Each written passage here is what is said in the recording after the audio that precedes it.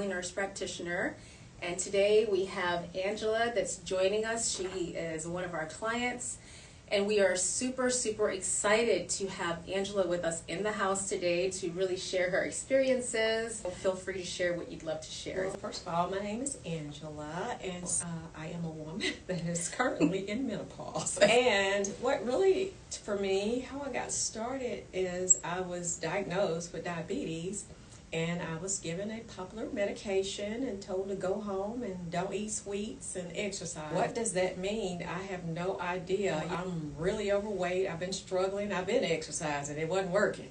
And so I had to figure out, what did I need to do? I just wrote these two little revelations that were very important to me. Is I needed to collect the pieces of the puzzle to my weight loss journey, as well as working with the diabetes. And also, too, I remember this famous quote saying, a journey of 1,000 miles begins with one step. And that's literally where I began. Absolutely. And after feeling frustrated and exercising and not losing any weight, even taking that diabetes medication, I met Dr. Aderonke. And I'm so glad that I did, because when I told her I was struggling with my weight loss and I'm in menopause, and she says, oh, we can work on this, we can do this. And I was like, oh, we've been doing this for a long time, and I'm still at this point where I was. And so she said, well, let's work on it. And so that was life-changing for me, because I needed somebody to work with me, because I didn't know what I was doing. So I'm not an expert at losing weight. If I was, I would have lost weight a long time ago. What started out, she said, the first thing first, we need to get this diabetes under control. She changed my medication. That was like my first, and worked with a physical therapist, because I hurt my knee, had all that extra weight, and I was sad, I was depressed, because it's you just don't feel right when you have all this weight and you're doing everything you can, but it seems like the weight wasn't going anywhere. And the therapist, she started doing weight training. So I was like, oh, wait, I need to be doing that? My knee is hurting. She said, yes, because you need to strengthen your knees to carry all that excess weight. You can't, that is the problem. So we started working on that. My knee started getting better. So I was like, oh, okay, well, that's another piece.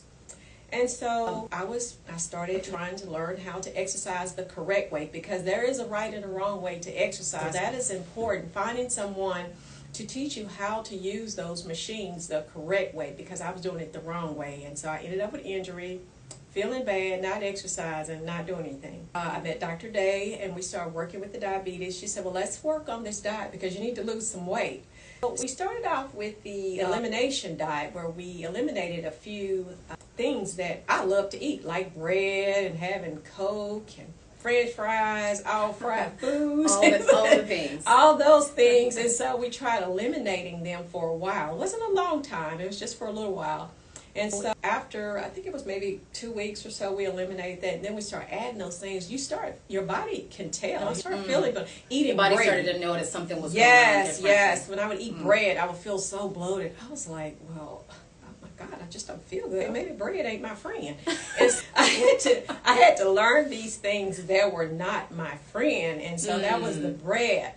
So I love Coke. I've been a Coke drinker for many years. I gave up the Cokes, and my husband, he's like, oh, you're giving up Cokes? Ain't that your favorite? Because you have to learn some discipline. No, I do not need to drink sodas. Sodas are not my friend. So you have to identify what things are not your friend. And so we started doing that. I started telling Dr. Day about, how I was feeling better about eliminating those things. She said, well, what about your hormones? Have we got your hormones? When the last time you went to a doctor to get your hormones checked? So that was the other piece, because the other one said, just go home and have your hot flashes and sweat. You'll be all right. I was not all right. I wasn't sleeping well. I realized that how important that was. And so you can do tests to see what your hormones are. And she said, well, you're deficient in all these hormones. She said, well, we got to get that corrected. I was like, oh, I'm just thinking, wow, we just don't know these things that are important. And so she started working with me and getting my hormones at optimal level. And so that was another piece. I was starting to get my hormones corrected. I started sleeping better, not having so many hot flashes at night. From there, I started being able to kind of work on exercising and learning that you have to have a system, a support team. My next piece was that I was thinking about my diet. oh my God, my portion sizes, you don't realize how much you're eating till you actually Until you actually pay attention. Much as maybe my husband or somebody else. I was like, you can't be eating all that. I started decreasing my portion sizes and maybe eating off of sauce, and I was realized, but I'm full, but I'm okay. And so I started working on those portion sizes, and so that was another piece to my puzzle that I was missing. I was eating too much.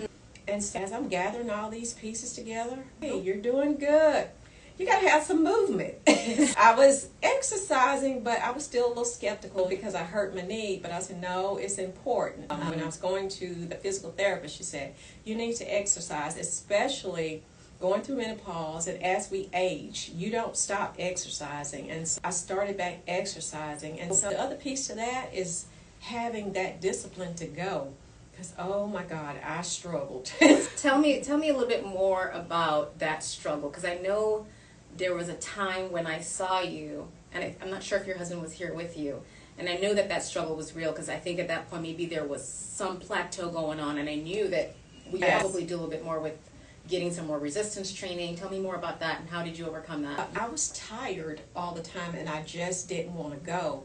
And so I think at that point, having a good support system is very important, because you got to push yourself to go, because you're not going to want to go. You've worked all day, you're tired, you just want to go home. Absolutely. And so I was tired, and then I think you talked about maybe taking a multivitamin. And so I started doing that. And so I've learned that as I get these pieces, I need to utilize them, not just hear it and don't do anything, but this is important. This is another piece to my puzzle. I started taking a multivitamin and started feeling a little better and started getting up and going. And so I know that when I got home from work, my husband was going to be sitting there saying, as we go into the gym. I was like, oh, we're going. And that's so amazing to hear that he was a part of this, and he was willing to do it with you too. Yes, he did. That's important, having a support system. Sure. Even if you don't have somebody there, you just have to. It's all about self-motivation as well.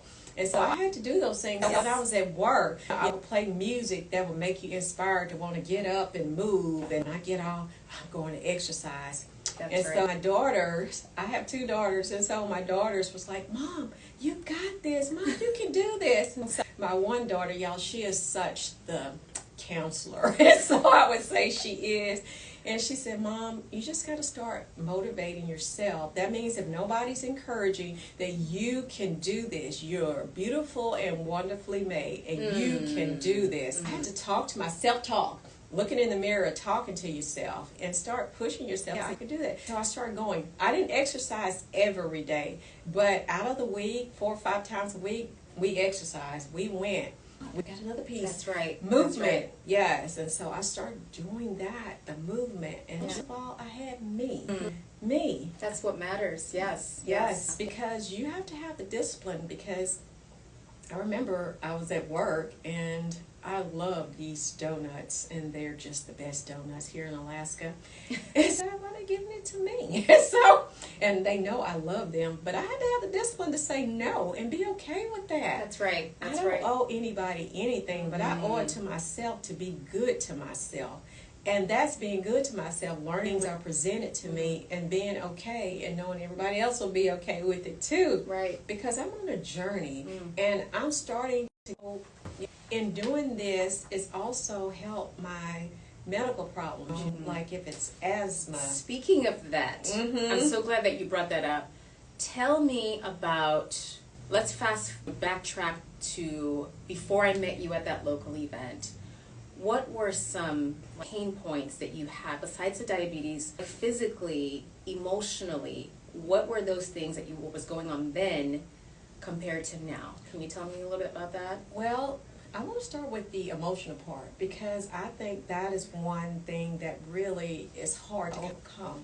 It's because when you're overweight and your clothes don't fit, and when you go to the store and you have to buy the bigger sizes, and you just feel depressed and you feel bad, and you're like, well, I can't do anything anyway. I might as well have another cupcake or another cookie. And it's just this little cycle. And a cycle of, well, I've already been there, done that. Yes, you don't see any change, no so you change. want to keep doing what you're go back to the habits. Yes, Right, because even when you lose the weight, you still feel like that because you do plateau sometimes. You're like, oh, I'm at a standstill.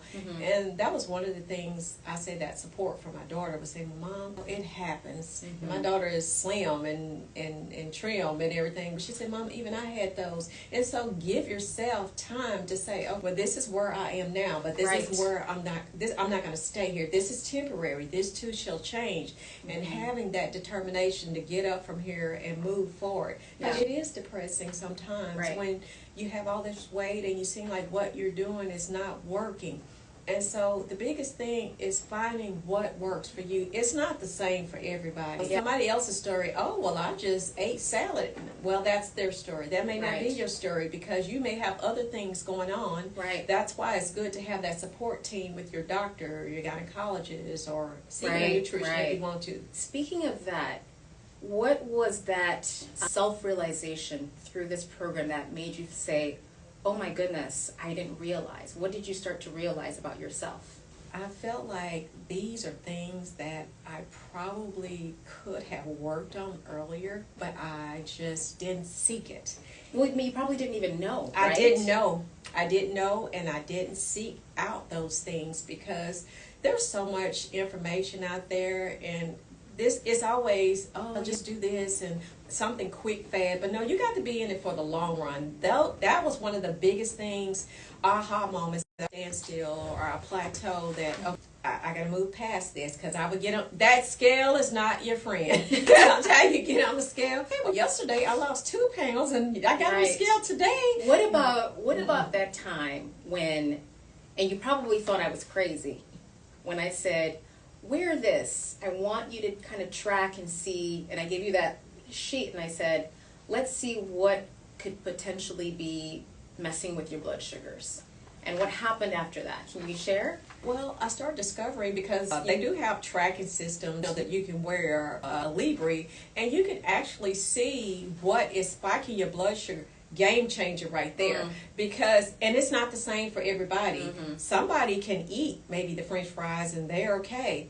For me, no, it's not. Every time I eat those fries, my blood sugar spikes. It's a spiker for me. What does that tell me? You don't need to eat that. It is, like I said, it's one of those things it's not your friend. And so I started tracking those things that spike my blood sugar.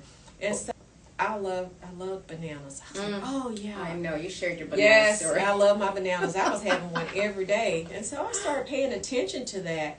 Oh, this is spiking my blood sugar. And it's not because banana is not a good thing. Yes. It's just, for you, it's just one of those things, because I tell clients all the time, sometimes there's a genetic predisposition to certain things. And avocados, I know somebody was eating, they loved avocados, and unfortunately that was an issue. It was there was some sensitivity that also causes problems. And the fact that that happened for you, that probably changed things for you as well, right? Yes, especially when you say, oh, this is a good food, this is a healthy food, but you realize, hey, but it's not a good healthy food for you. And so that is key, being able to identify those things and say, oh, this doesn't work for me, because that adds to the frustration and you wondering why you're not getting the desired results. It's because this good thing is a good thing for someone else, but it's not a good thing for you. Right. I guess I'm curious as to know, how did you make this a lifestyle so that you can continue to do this for life? Well, I think one of the things is that you actually start seeing results, and you start putting together the pieces of what I'm doing. It's working. If it's working, I guess it's worth it. Yes, it's worth it. I need to stick with it. I need to do more of it. And so that's why when I was able to come to you, I was able to have a conversation with you and ask you the questions. Because I learned when we see our doctors and physicians, we do our research as well, so therefore we can have a conversation. It's just not a one-sided relationship, oh, do this, do that. But you say, well, I've tried this because of what you said, but this is what I'm getting. What can I do? And so being able to have those interactive relationships or conversations with our doctor is... Now that you've achieved this incredible milestone, what advice would you have for someone who's looking not just to shed pounds, but wants to achieve this lifestyle change? What advice would you give them? Well, I guess one of the biggest things is deciding where you want to be. Because for us, we had the conversation. You say, well, weight-wise, where would you like to be? We made that, but we kept going. We bypassed that. we bypassed that weight loss goals. It's okay to set goals, but if you can bypass those goals, that is great. And don't let anyone tell you that you can't. It is possible. And because when I made it to that goal, I was like, oh, I'm here. Hey, but what I've been doing is working. Well, let me keep going. And I kept going, and I kept going. And I was like, oh my God, I finally found some pieces that work for me. And so the thing is now, how do I maintain and keep going? And keep going. Now I know what pieces work for me. Right. And so even with doing the scale, take your measurements. And one of the biggest things is seeing your clothes, how they fit. That is a big indication. The scale might not look like a change, but when you start seeing your clothes, oh my God, I couldn't fit this 2 weeks ago, but today that's progress. Celebrate those milestones. That's the other piece that I wasn't doing initially. When I'd have a little change, I wasn't celebrating. Well, it ain't big. No, celebrate it. And someone said, oh, but they lost 10 pounds in a month, and I only lost 6. You don't know what all that person did. You run your own race. Everybody has to run their own race. And so if you're making steady progress, then you're doing great. You have done well. Great. Any other advice you have for our audience out there? Anything else you can think of? Like I say, for me in this journey, I'm just learning that even in hearing my story, everybody's story is not the same. You have to get your own pieces to the puzzle. But I always say, get you a foundation. This is essential. These are the things that I need, my foundation, and you can add from there.